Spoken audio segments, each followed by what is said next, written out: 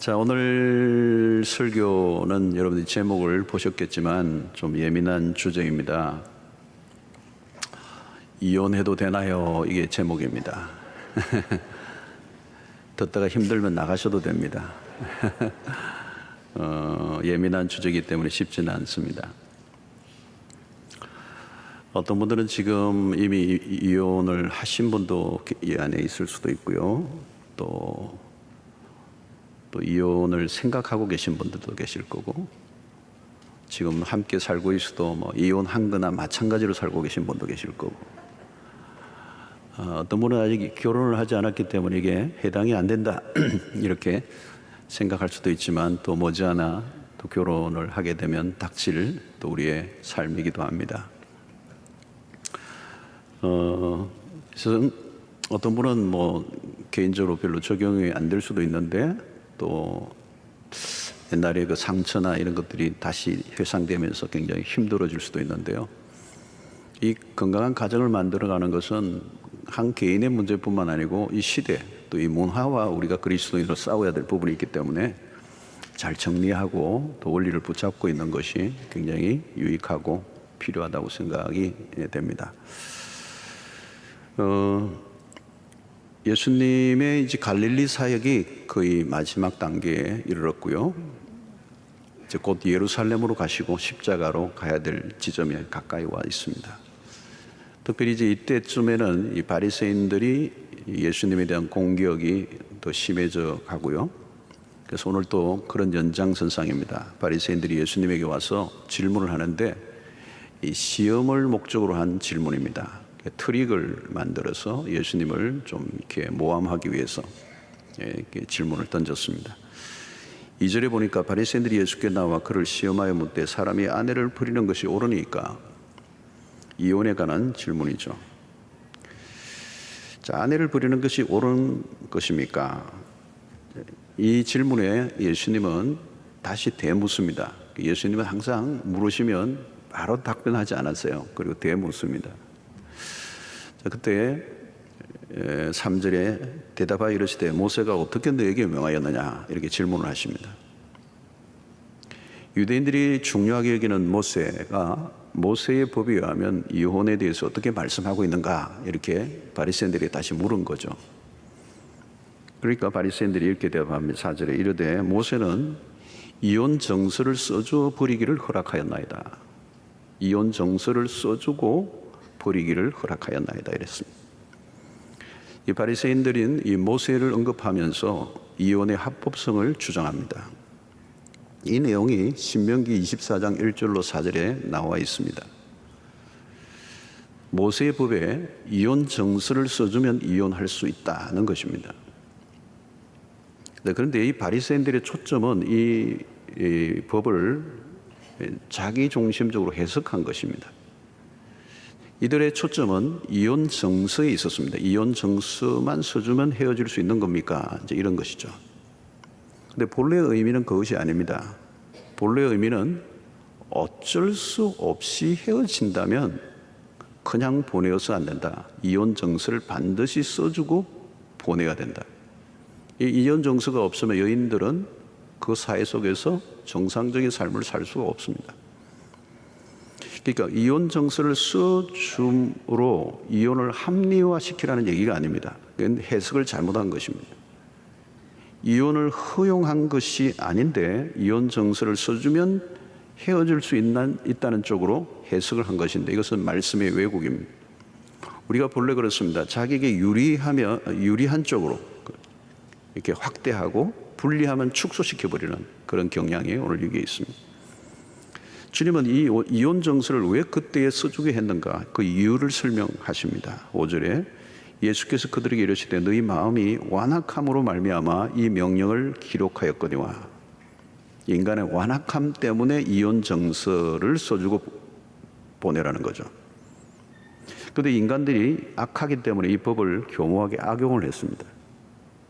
이혼을 하려면 이혼 정서에 합당한 이유를 기록하고 공정을 받아야 합니다. 정당한 사유 없이 이혼을 하지 못하게 한 것이죠. 이것은 전적으로 그 시대의 여자들을 보호하기 위한 목적이었습니다. 남자들이 편리하게 이혼을 하라고 만든 법이 아니라는 겁니다. 당시에는 여자를 버리는 일이 흔하게 일어났습니다. 남성 중심의 사회에서. 물건을 버리듯이 쉽게 버릴 수 있는 문화가 그 시대에 있었습니다. 그런데 여러분, 구약의 관점에서 보면 이혼에 대한 정당한 사유는 딱 하나밖에 없습니다. 배우자의 음행입니다. 성경의 기본적인 가르침은 이혼을 금하고 있습니다. 이혼의 길을 열어놓은 것이 아닙니다. 이혼을 하지 못하도록 막고자 사실은 이혼 정서를 써서 보내라고 이야기한 것입니다. 그런데 이것은 바리새인들이 잘못 이해한 것이죠. 고린도전서 7장 11절을 보면 만일 갈라섰으면 그대로 지내든지 다시 그 남편과 화합하든지 하라. 남편도 아내를 버리지 말라. 갈리더라도 혼자 지내든지 아니면 다시 합하라는 말은 무엇입니까? 이혼을 이기적 욕망을 채우기 위한 수단으로 삼지 말라는 것입니다. 인간은 모든 것을 이기적으로 사용할 위험성이 항상 있습니다. 이혼의 순간에 고상하고 신령한 이유보다 이기심이 끼어들 때가 많습니다. 여러분, 두 사람이 같이 살다 보면 분명히 힘든 때가 많습니다. 맞지 않은 게 한둘이 아니고요. 처음에는 분명히 멋져 보여 결혼을 했는데 얼마 못 가서 아차, 실수였구나, 잘못 만났구나, 이런 순간이 옵니다. 근데 여러분, 맞지 않는 것은 참 당연한 일입니다. 헤어질 수밖에 없는 이유들을 찾아내려고 하면 얼마든지 있습니다. 여러분, 전혀 다른 사람들이 만나 함께 산다는 것은 기적에 속합니다.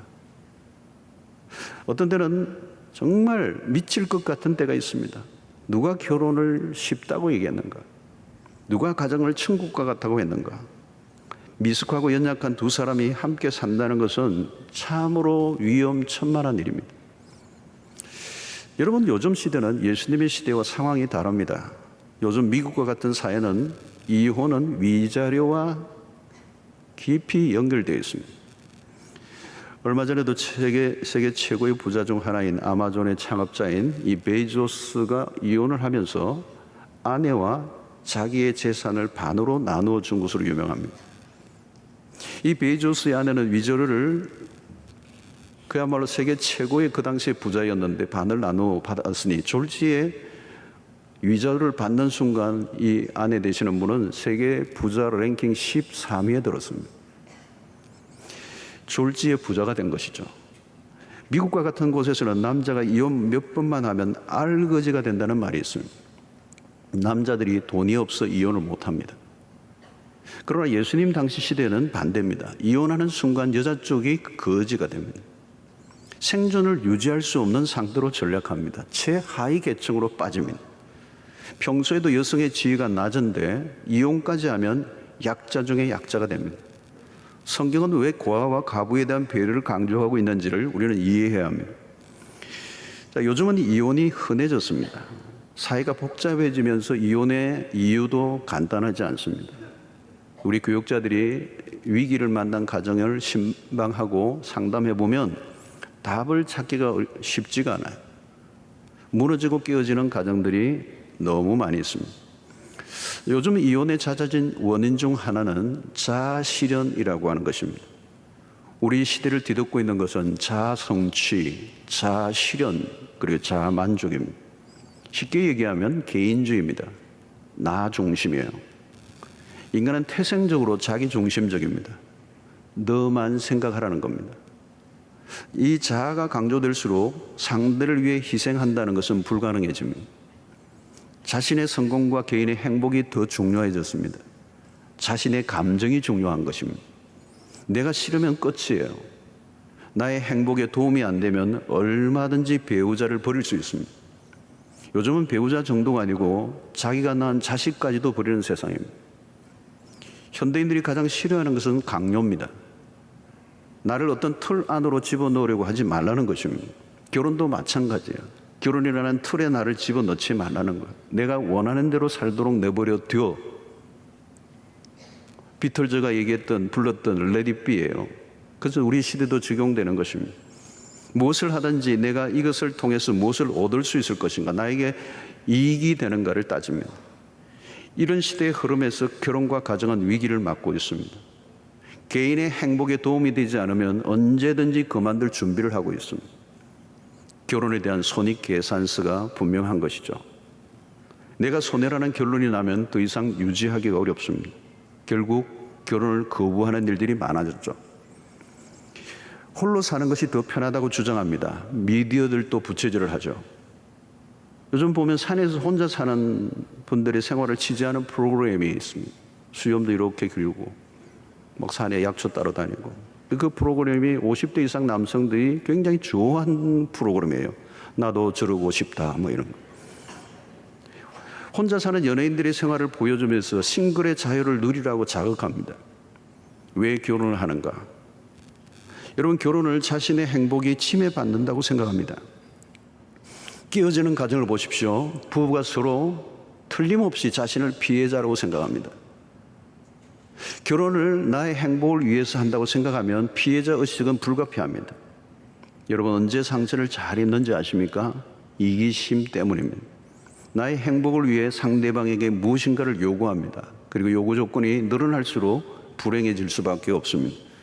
내 생각대로 안 돌아가면 결국 상대를 비난하게 되죠. 여러분, 부부들이 언제 가장 힘들어지고 있습니까? 배우자를 내 힘으로 바꾸려고 할 때입니다. 그러나 여러분, 상대는 바뀌어지지 않습니다. 점점 더 불행의 늪으로 빠져들어가죠. 아무도 나에게 행복을 가져다 주지 않습니다. 행복을 주장할수록 행복은 더 멀리 날아갑니다. 행복을 추구하는 것 자체는 나쁜 것 아니에요. 문제는 행복을 어떻게 얻을 수 있는가? 잘못된 지도를 가지고는 목적지에 도달할 수 없습니다. 반대 정신이 필요해요. 결혼한 순간부터 자기 중심적 삶에서 그리스도 중심으로 옮겨가야 합니다. 나의 행복이 아니라 상대의 행복을 위해 헌신해야 합니다. 오늘날 현실적으로 가정에 끼어지는 경우가 많습니다. 결혼에 대한 로망은 생각보다 빨리 끼어지고 혹독한 고통을 당합니다. 어제까지 함께했던 사람이 더 이상 함께할 수 없다는 것은 큰 아픔입니다. 이혼을 한 사람들은 각자의 이유가 있습니다. 그 이유는 한두 가지가 아니죠.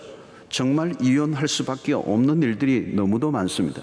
자, 그런데 오늘 예수님은 이혼에 대한 바리새인들의 질문에 어떤 대답을 하시는가를 우리는 눈여겨보아야 합니다. 예수님은 이혼에 대한 질문을 하는 바리새인들을 향하여 창세기의 말씀을 가지고 인용하고 있습니다. 오늘 6절과 9절은 창세기의 말씀을 인용한 것입니다. 창조 때로부터 사람을 남자와 여자로 지으셨으니 이러므로 사람이 그 부모를 떠나서 그들이 한 몸이 될지니라. 이러한즉 이제 둘이 아니요 한 몸이니 그러므로 하나님이 짝지어 주신 것을 사람이 나누지 못할지니라 하시더라. 그래서 자, 여러분, 예수님은 이혼에 대한 설명을 해주기보다 결혼에 대한 오리지널, 결혼에 대한 원본을 가지고 나오셨어요.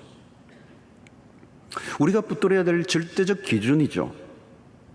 사회적 통념 혹은 문화, 전통들을 무시할 수 없지만 그것은 우리의 절대적 기준은 아니에요. 상대적 기준이죠. 세상의 풍조는 나날이 변해옵니다. 사람들이 만든 법도 변하고요, 문화도 변하고, 전통도 변하고, 생각도 변하는 거예요.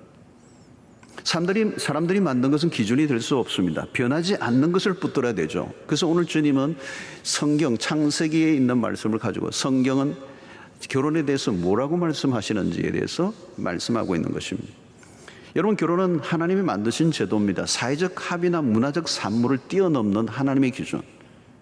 바리새인들은 모세의 법을 가지고 나와 이혼의 문제를 질문했지만 예수님은 이혼에 대한 답보다 결혼이 무엇인가, 결혼에 대한 하나님의 의도를 가르치고 계십니다. 하나님이 본래 결혼을 무엇이라고 하셨는가? 가정은 하나님의 작품이고 하나님의 디자인입니다. 그 둘이 한 몸이 될지니라, one body가 된다는 거예요. 창세기 2장 23절에도 아담이 이르되 이는 내 뼈 중에 뼈요 내 살 중에 살이라, 이것을 남자에게서 취하였은즉 여자라 부르리라 하니라. 이 최초의 노래죠. 여러분, 내 뼈 중에 뼈 내 살 중에 살이라, 하와를 향하여 그렇게 노래 불렀던 이 아담. 이 말은 뭘까요? 너와 나는 하나라는 것입니다. 하나님이 태초부터 주신 결혼의 기준은 이혼의 여지가 없습니다. 하나님이 짝지어 주신 것을 사람이 나눌 수 없다, 못을 받고 있어요. 짝이라는 표현을 쓰는데 하나님이 짝지어 주신 것을 사람이 나누지 못한다. 부부가 된다는 것은 하나님의 주권적 역사라는 것입니다. 우연히 오다 가다 눈이 맞아 결혼한 것이 아니라 두 사람이 마음이 맞아 결혼한 것 같지만 그 안에는 하나님의 섭리, 하나님의 뜻이 작동됐다는 것. 그래서 결혼을 인간 대사로만 보면 안 돼요. 결혼은 하나님이 주도하시는 신적 사건이다. 결혼을 통해 두 사람이 한 몸이 되었다는 것. 그러므로 사람이 억지로 나누려고 하면 엄청난 대가를 지불해야 된다는 거예요. 여러분, 이 이혼의 과정에서 왜 고통이, 그런 극심한 고통이 찾아옵니까? 하나님이 한 몸으로 디자인하셨기 때문이에요. 나눌 수 없도록 만들어 놓으셨는데 나누니까 극심한 고통이 오는 거예요. 여러분, 우리가 자유롭게 나눌 수 있도록 디자인하셨다면 헤어져도 별 문제가 없어야 돼요. 그러나 아닙니다. 둘이 아니고 한 몸이라는 거예요. 한 몸을 떼어내려고 하면 고통스럽습니다. 한 몸을 자의적으로 깬 대가가 크다는 거예요. 여러분, 결혼을 한 순간부터 한 몸으로만 존재합니다. 마태복음 19장 9절에 보니까 내가 너에게 말하노니 누구든지 음행한 이유 외에 아내를 버리고 다른 데 장가드는 자는 간음함이니라. 오늘 12절에도 동일한 표현입니다. 왜 다른 데 장가들었는데 간음이라고 성경은 얘기하고 있습니까? 이미 먼저 결혼한 사람과 한 몸이 되었기 때문에 그렇습니다. 이전의 배우자와 이미 한 몸이 되었다는 거죠. 헤어져도 한 몸의 개념이 그대로 있기 때문에 다른 데 장가드는 것이 간음한 것이다라는 표현을 쓰고 있는 것입니다. 또 다른 여자와 한 몸을 이룰 수 없다는 얘기는 거죠. 나누어질 수 없다는 원리를 이해해야 이 말씀이 와닿을 수가 있습니다. 팔과 다리는 연결되어 있습니다. 팔과 다리를 떼어버릴 수 있는 것입니까? 안 돼요. 할 수는 있어요. 엄청난 고통을 겪어야 합니다. 우리가 옷감들을, 이 옷들도 마찬가지죠. 많은 것들이, 이 날실과 올실들이 엉켜서 이 모지게 만들어져 있습니다. 그래서 한 옷이 되어서 이렇게 입고 있는 것이죠. 이걸 어떻게 다시 분해시켜버리면 어떻게 할까요? 분해시킬 수는 있어요. 근데 그것은 이제 옷이 아닌 것이죠, 여러분. 찢어버려야 되는 거죠. 여러분, 살아가다 보면 힘들면 헤어지는 것이 쉬운 길이라고 얘기하면 안 됩니다. 헤어지는 게 쉬운 길이 아니고 훨씬 더 어려운 길입니다. 후유증이 너무 많아요. 이혼은 한 가정의 문제로 끝나지 않습니다. 자녀들, 양가들, 그리고 사회 전체로 연결이 됩니다. 특히 이혼한 가정의 자녀들이 겪는 아픔은 큽니다. 그리고 이혼을 허용하는 이 문화는 결국 세상 전체를 어둡게 한다는 것이죠. 그러므로 이 가정이라고 하는 것은 창조의 원리 안에 들어가 있는 것이고 이 세상의 모든 것들을 질서 있게 움직여 나가가는데 가장 기본적인 단위라는 거예요. 그래서 이 결혼에 관련된 부분에 있어서 예수님의 입장은 단호하고 선명합니다.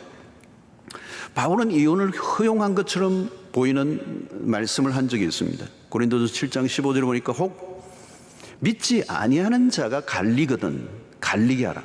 다시 말하면 예수를 믿지 않는 사람과 결혼해서는 안 되지만 결혼을 했단 말이에요. 그런데 그 예수 믿지 않는 남편이 헤어지자 그러면 헤어져야 된다는 거죠. 형제나 자매나 이런 일에 구애될 것이 없느니라. 그러나 하나님은 화평 중에서 너희를 부르셨느니라. 이게 무슨 얘기입니까? 믿지 않는 배우자가 헤어지기를 원한다면 어쩔 수 없어요. 그럼에도 불구하고 가능한 부분은 하나로 가는 것이 기본이라고 하는 것을 말씀하고 있는 거예요. 그래서 고린도서 7장 11절 상에 보면 만일 갈라섰으면 그대로 지내든지 다시 그 남편과 화합하든지 하라. 이것은 성경은 줄곧 이혼을 금하고 있다는 것입니다. 기본적인 전제입니다. 갈라서지 말아야 하지만 만약 갈리었다면 어떻게 할 것인가? 혼자 살라는 것이고 혼자 지내기 싫으면 다시 화합하라. 여러분, 여기에서 우리가 계속 가져가야 될 개념이 뭐냐면 성경이 계속 강조하는 것은 하나됨입니다. 둘이 아니요 한 몸이라는 결혼의 핵심적 원리를 붙들고 있는 것입니다. 성도 여러분, 결혼을 했다면 지지고 볶고 하더라도 그 안에서 해결하라는 거죠. 여차하면 갈라진다는 생각을 하지 말고 어떻게 하든 함께 살려고 노력하라는 거예요. 남편이든지 아내에게든지 헤어지고 싶을 때가 있죠, 여러분. 그럴 때마다 우리는 문제의 원인을 상대방에서 찾아내려고 합니다. 에덴 동산에서 아담과 하와도 마찬가지입니다. 아담이 처음에는 하와를 바라보며 내 뼈 중에 뼈, 내 살 중에 살이라 이렇게 감탄하고 노래를 불렀는데 선악과를 먹고 난 다음에는 아주 그냥 또 오리발을 내고 하나님 탓, 여자 탓을 합니다. 당신이 주어 나로 함께 살게 한 그 여자 때문에 내가 이 선악과를 먹게 됐다고 얘기하죠. 여러분, 이 문제를 자기에게서 찾으려고 하지 않고 상대에게서 찾으려고 하면 이미 위기인 것이죠. 여러분, 이혼하는 가정의 특징이 있습니다. 문제를 상대방에게 찾습니다. 모두 자신이 피해자라고 얘기합니다. 그러면 답이 없습니다. 우리는 모두 허물과 약점이 많아요. 우리가 하나님으로부터 받은 은혜가 무엇입니까? 하나님은 우리의 허물과 실수에도 불구하고 용납하고 품어주셨습니다. 하나님의 관대한 사랑을 받았습니다. 도무지 하나님의 사랑을 입을 길이 없는 죄인임에도 불구하고 하나님은 우리에게 은혜를 베푸시고 그 은혜로 우리가 여기 서 있어요. 그렇다면 우리도 역시 배우자에게 그 하나님의 용서와 사랑을 실천해야 마땅한 것입니다. 나는 하나님의 사랑을 무한히 받고 끊임없는 용서를, 끊임없는 이해를 받았음에도 불구하고 내가 함께 사는 배우자에게 그 하나님으로부터 받은 사랑과 은혜를 실천하지 않는다면 그건 모순된 삶을 사는 것과 마찬가지인 것입니다. 우리는 연약합니다. 실수가 많습니다. 그럼에도 불구하고 함께 하나님의 사랑 안에서 하나됨을 이루어가는 일에 힘을 써야 될 줄로 믿습니다. 자, 우리는 무엇보다도 이 결혼에 있어서 우리가 가져야 될 매우 중요한 것은 결혼을 신중하게 여겨야 한다는 거예요. 감정이 필요하지만 감정에 들뜬 것만으로 부족해요. 여러분, 신자들은 결혼할 때부터 분명한 기준을 가지고 시작을 해야 된다는 거예요. 첫 단추를 잘 끼워야 돼요. 그래서 여러분, 결혼 전에는 두 눈을 부릅떠야 돼요. 결혼하고 난 다음에는 자주 감아야 돼요. 그리고 포르투갈의 속담이 그거잖아요. 배를 타고 항해하는, 바다로 나갈 때 한 번 기도하라. 전쟁에 나갈 때는 2번 기도해라. 결혼할 때는 3번 기도해라. 여러분, 이 험난한 항해길에 나설 때 얼마나 위험합니까? 근데 한번 기도하라는 거예요.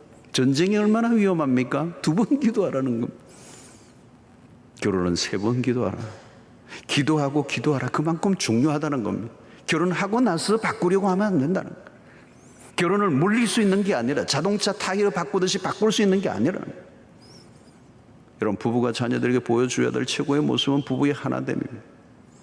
부부란 여차하면 헤어질 수 있다는 메시지를 우리의 자녀들에게 주어서는 안 된다는 거예요. 그것은 가정의 불행이고 사회 전체의 불행으로 이어지는 거죠. 우리는 점점 더 결혼을 가볍게 다루는 문화 안에 살고 있습니다. 신자들도 여기 오염되어 있습니다. 신자와 비신자들의 생각을 통계로 앙케이트를 조사해 봤더니요, 다르지 않는 통계가 나왔어요. 충격적인 것이죠. 그러므로 여러분, 결혼에 대한 분명한 기준을 가져야 합니다.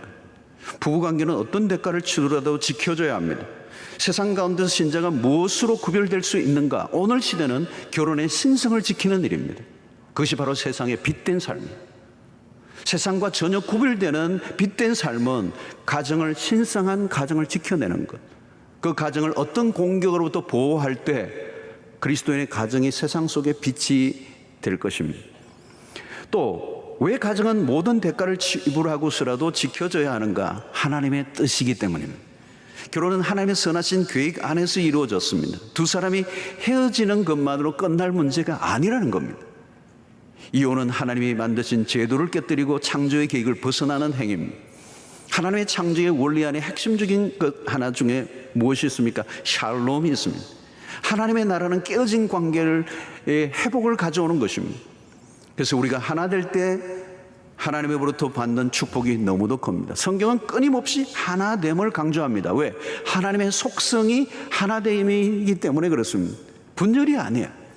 시편 133편 1절에 보면 보라, 형제가 연합하여 동거함이 어찌 그리 선하고 아름다운고. 하나됨을 찬양하고 있습니다.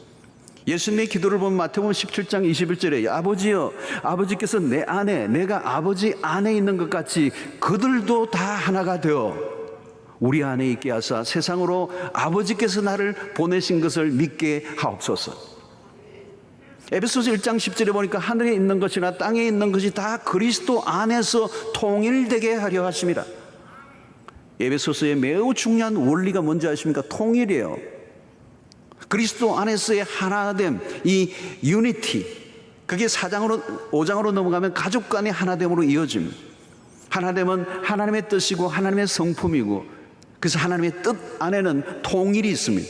통일, 화해, 하나됨입니다. 오늘 우리가 통일 주간을 지납니다. 우리나라가 전후 70년이 지나고도 여전히 분단된 상태로 있습니다. 아픔을 안고 살고 있어요. 여러분, 이전에는 우리의 소원은 통일, 꿈에도 소원은 통일, 이 노래 많이 불렀어요. 참 그 노래를 부를 때마다 뭉클하는 게 있어요. 요즘은 통일마저도 정치적 논리로 해석함으로 혼란스러워졌습니다. 분단의 아픔을 겪고 있고 분열로 가득한 이 땅에 필요한 것은 화해. 통일의 복음입니다. 이런 마귀는 통일을 깨고 분열하게 합니다. 이 땅에 깨어진 모든 곳 안으로 들어가면 그곳에서는 마귀의 역사가 있어요. 성령은 하나 되게 하시는 영입니다. 복음은 하나 되게 하는 능력이 있어요. 가정도 우리 사회도 국가도 남북관계에도 답은 복음이에요. 그 복음은 하나 되게 하는 것이기 때문에, 여러분, 우리가 통일을 포기하지 말아야 하는 이유 중에 하나도 하나님의 뜻이기 때문입니다. 복음만이 하나로 만들 수 있기 때문에.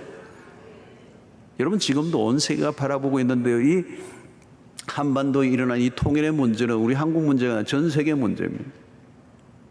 독일이 통일을 경험했습니다. 독일의 통일을 보면 그들은 독일의 교회가 서독의 교회가 동독의 교회를 많이 사랑을 베풀었습니다. 근데 그게 전부가 아닙니다. 독일의 교회가 너무도 통일을 위해서 열심히 기도했어. 그들의 기도가 쌓여서 어느 날, 어떻게 보면 눈으로 보면 여러분, 독일의 통일은 갑자기 일어난 것 같은데 갑자기 일어난 게 아니라 하나님의 섭리 속에 백성들이 준비되지 않아도 일어나는 것이죠. 그 모든 통일은 기도의 열매예요. 교회 역할이 중요합니다. 통일 안에 한국교회와 한국사회에 하나님이 숨겨놓으신 비밀들이 분명히 있습니다. 그리스도인의 그 꿈을 포기하지 않고 기도해야 될 것입니다. 지금도 신기한 것은 전 세계에 한국의 통일을 위해 기도하는 사람들이 북구라파에서도 일어나고 남미에서도 일어나고 곳곳에서 사람들이 이 통일의 열망을 가지고 한반도를 위해서 기도하는 사람들이 너무도 많아요. 이번 한 주간에도 여러분들이 많이 참여할 수 있게 되기를 바랍니다. 여러분, 이 하나됨을 유지하는 것은 하나님의 뜻입니다. 인간의 연약함 때문에 때로는 대립과 갈등을 가져오고 깨어지는 위험들이 있지만 수없는 위기를 이겨내게 만드는 힘은 복음에 있는 것입니다. 사랑하는 성도 여러분, 그리스도에는 우리의 가정 속에 위기가 오지만 우리의 신앙의 성숙이 결혼관계 안에서 나타나야 합니다. 연약한 상태 그대로 결혼생활을 하는 것은 매우 위험합니다. 처음 운전면허증을 따서 운전할 때 얼마나 위험합니까? 때로는 사고를 일으킵니다. 그렇다고 운전을 그만두지 않아요. 접촉사고가 있고 사고의 위험은 있지만 조금씩 운전 실력이 늘어나면서 편안해지는 순간이 옵니다. 운전에 익숙해지면 사고 날 일도 거의 없습니다. 결혼도 마찬가지입니다. 처음부터 환상적 조합에는 없습니다. 살아가면서 싸움의 요령이 생겨요. 조금씩 성숙해져 가면서 싸움도 줄어듭니다. 위기가 와도 넘기는 법을 터득합니다. 성숙이란 무엇입니까? 상대의 약점과 허물을 받아들일 용량이 커졌다는 겁니다. 이전 같으면 대판 싸웠을 일인데 어느 순간 씩 웃고 넘어가는 여유가 생깁니다. 용서와 이해의 분량이 많아진 것이죠. 이전에는 사사건건 걸려 넘어졌는데 부드럽게 넘어갈 줄 안다는 거죠. 왜요? 성숙해졌다는 뜻입니다. 성숙은 자아중심에서 이타적으로 계속 이동해 가는 것입니다. 이전에는 상대방에게 모든 책임을 다 돌렸습니다. 이기적이라는 뜻입니다. 갈라디아서 2장 20절의 말씀처럼 내가 그리스도와 함께 죽는 경험을 가정 안에서 부부의 관계 속에서 매 순간 경험해야 합니다. 선교지에서 순교할 일은 우리에게 거의 주어지지 않습니다. 언젠가 선교지에서 죽으려고 하지 말고 가정에서 순교하시길 바랍니다. 남편과 아내가 서로에게 복종하는 법을 배워야 합니다. 자기 부인 앞에서 자기 부인을 하고, 남편 앞에서 남편 들지 말고 남편의 길을 세워줄 수 있기를 바랍니다. 액센트를 잘 들으셔야 돼요. 나의 욕심을 채우려고 해서는 안 돼요, 여러분. 상대의 만족을 위해 내가 희생하는 걸 배워야 된다는 거예요. 조금이라도 더 성숙한 사람이 양보하고 좀 더 무거운 짐을 지려고 해야 된다는 거예요. 결혼은 짐을 덜어내는 게 아니라 짐을 지는 거예요. 이 인간을 만나 내가 고생을 하는구나가 아니라 이 사람이 나 같은 인간을 만나 고생을 하는구나, 이 생각이 들어야 돼요. 여러분, 이혼을 한 사람들의 이 시간을 흘러 후회를 해요. 내가 그때 조금 더 노력했더라면, 내가 조금 더 그때 성숙했더라면. 여러분, 결혼 생활을 잘한다는 것은 그냥 경륜으로 되는 싸움이 아닙니다. 나이가 들면 저절로 깊어지는 것 아닙니다. 영적 성숙이 있어야 돼요. 신앙과 부부 생활은 따로 분리될 수 없습니다. 신앙생활을 잘하면 부부 관계가 달라져야 합니다. 교회에서 아무리 다른 사람에게 인정을 받아도 가정에서 남편으로서 아내로서 인정받지 못한다면 그 신앙은 무엇인가 잘못된 것입니다. 우리가 한국교회가 그동안 가정에 쏟아야 할 에너지를 너무 엉뚱한 곳에 많이 쏟아부었어요. 부부관계에 쏟아야 할 에너지를 자녀들에게 너무 많이 쏟아부었어요. 여러분, 배우자보다 자녀를 더 사랑하는 것은 성경적 태도가 아닙니다. 가정의 건강한 구도가 깨어져 버려요, 여러분. 부부에게 가야 할 사랑을 자녀에게 쏟아부으면 그게 건강한 구도가 깨어져요. 부부관계에 가장 많은 것을 쏟아부어야 합니다. 결국 우리들의 가정이 많이 무너졌던 이유는 성경적 원리를 무시했기 때문입니다. 한국 사회는 불륜이 넘쳐나고 자녀들은 방황하고 있습니다. 이혼이 허용되는 사회는 어쩔 수 없이 흔들릴 수밖에 없습니다. 한국 사회를 보십시오. 반문화가 이렇게 발달하고 성윤리 의식이 이렇게 약한 나라가 세계에서 찾아보기 어려워요. 겉으로는 화려해 보이지만 안으로 들여다보면 안타까운 일들이 너무 많습니다. 가정을 떠난 행복과 번성은 하나님이 보장하지 않으십니다. 그리스도인의 사명이 큽니다. 기본 중에 기본은 가정을 건강하게 세우는 일입니다. 가정이 무너진 사회는 회복될 수 없어요. 가정이 무너지면 건강한 교회도 없습니다. 건강한 국가는 정치인들이 만드는 게 아닙니다. 이 땅에 무너진 가정을 세우는 그 일은 그리스도인에게 맡겨진 사명이라는 것입니다. 우리만이 할 수가 있어요, 여러분. 그리스도인만이 할 수가 있어요. 가정을 가정답게 살려내는 것은 복음의 능력밖에는 길이 없기 때문이에요. 사랑하는 성도 여러분, 어려운 순간마다 하나님을 바라보시기를 바랍니다. 하나됨을 지키고자 애를 쓸 때 하나님이 은혜를 주실 줄로 믿습니다. 여러분, 믿음이 어디에 필요합니까? 결혼관계에서 필요한 것입니다. 가정을 지키는 일에 믿음이 필요한 것이도, 힘들고 어려울 때 그 견뎌내게 하는 힘이 뭘까요, 여러분? 하나님께서 반드시 아름다운 가정을 회복시켜 주실 것이라는 믿음을 가지고 있기 때문에 참아낼 수 있는 거예요. 참아낼 수 있는 거예요. 최근에도 어떤 간증을 하나 들었는데요.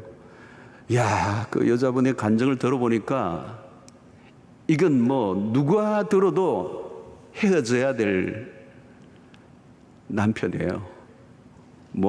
이루 표현할 수 없는 행동을 하시는 분. 막 그냥 가지가지 다 하시는 분이에요, 남편이. 근데 이 아내가 견뎌낸 거예요. 뭘로? 하나님 말씀 붙잡고. 헤어지고 싶은 마음이 이렇게 올라오는데도 그날 아침에 큐티 말씀을 보면 하나님의 음성이 또 들리는 거예요. 그러니까 실행을 못 옮기고 끊임없이 섬기고 또 섬기고, 때로는 종처럼 완전히 굴욕적인 삶을 살면서도 희망이 보이지 않는 가정이었어요. 근데 말씀을 따라 살아가는 동안에 마침내 그 남편이 교회 나오게 되고 예수 믿게 되고 그 가정이 회복되어 가는 얘기를 들으면서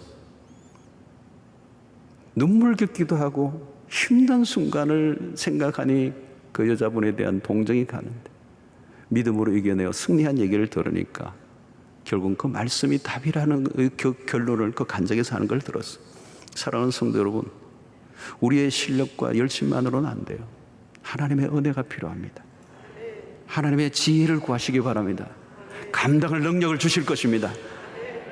언제나 깨는 쪽이 아니라 화해의 편에 서 보십시오. 갈라서는 것이 결코 답이 아닙니다. 갈라서야 할 현실적 이유들보다 갈라서지 말라는 하나님의 명령을 지키고자 힘써 볼 때 하나님의 은혜가 부어질 것입니다. 어떤 경우에도 하나님을 포기하지 마십시오. 하나님을 지켜보고자 할 때 하나님이 주시는 보상이 너무도 큰 것입니다. 결혼이라는 울타리 안에서 주는 축복을 능가하는 복은 없습니다. 하나님을 통해서 주시고자 하시는 이 하나님의 은혜를 가정 가운데서 무엇보다도 부부의 관계 안에서 굳게 지켜가고 힘쓰시는 여러분들이 되셔서 우리의 가정을 지킬 뿐만 아니라 우리의 건강한 가정, 우리의 건강한 공동체, 이 나라와 국가를 만들어가는 일에 그리스도인으로서 사명을 다하는 여러분 되시기를 주의 이름으로 축원합니다.